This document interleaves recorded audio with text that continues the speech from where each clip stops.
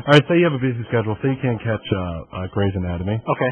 You can always use an alternative solution. It's sort of like the Robitussin of catatonic-inducing shows. Anything on MTV, really. You can just kind of flip that on. Come on, no. And, I watch MTV all the time. What? What do you watch, Aaryn? Well, I'm not going to tell you.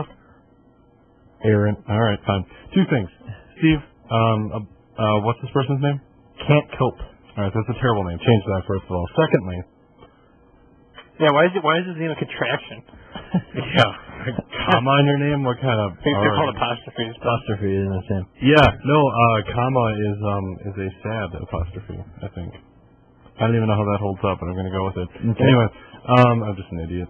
Regardless, I suggest a cage for Miss Can't Cope. Miss Cope, I think we can call her. That's going to encourage aggression, though. He's going to get...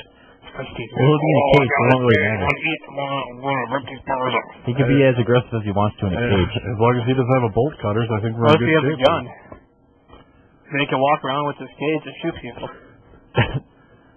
Walk around with this cage, huh? I think that kind of defeats the purpose of the cage. Okay, he can bust some leg holes in the ground, or in the floor of the cage. And walk around. So then you can put your legs to it and walk around. See, this is why I can't argue semantics with this person. How did that escape me, that idea? A gun manifests itself out of thin air. He proceeds to shoot holes in the bottom of the cage and walk around with it. I'm sorry, I can't. What do you mean manifest itself? As opposed to just shooting the lock and getting out of the cage. No, he's going to shoot holes in the bottom of the cage and then walk around with the cage. Because maybe he digs the cage. Maybe it's a fashion statement.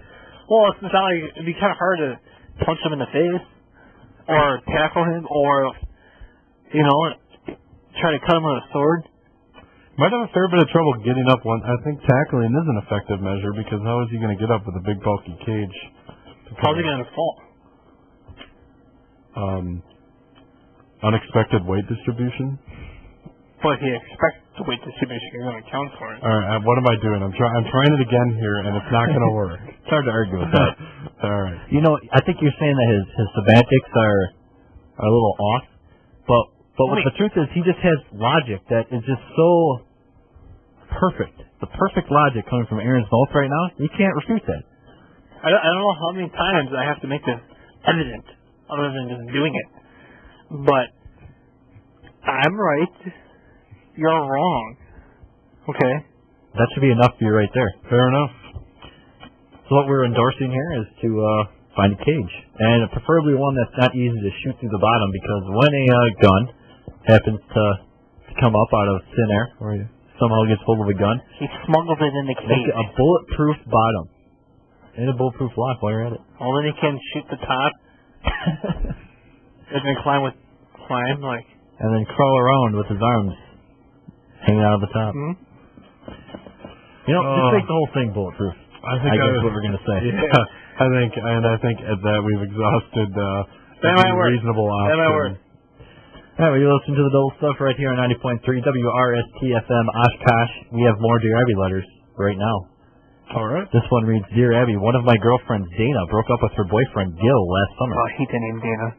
Prior to the breakup, Dana had obtained the password for his computer login to help him fix a computer problem. After the split, she tried Gil's computer password on his email and gained access to his email account. Dana has been reading his emails for 6 months. When they split, he requested that there would be no contact of any kind. Should I contact Gil and tell him what has been going on? And is this stalking? Sincerely, Anonymous in Michigan. Well, take that one away, Aaryn. This one's so dumb. A girl named Dana, which could easily be a guy. No one knows, really. Yep. A guy named Fish Anatomy.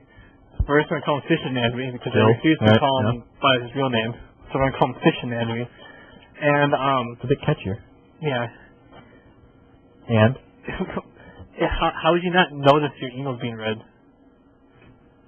Well, he apparently... The cool thing about email accounts is, when you don't read them, when you haven't read it yet, it's marked as unread. Well, I suppose that she could, put it back to marking it as unread. She could. So, I guess... Maybe that'd be a little sneaky. Well, yeah. But the first rule of thumb when you break up with someone and they don't get password, you change it. Yeah,